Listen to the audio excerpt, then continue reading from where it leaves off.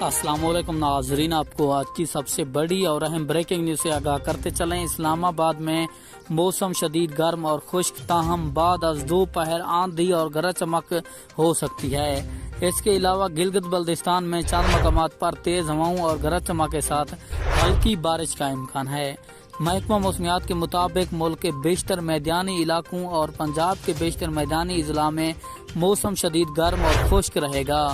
बाद दोपहर शाम खिता पटवार, बखर, लिया, मुल्तान, खानेवाल, खानपुर, बहावलपुर, रहीम, यार खान, डीजी खान और लाहौर में गर्द आलूद हवाएं आंधी चलने की तवक्को है।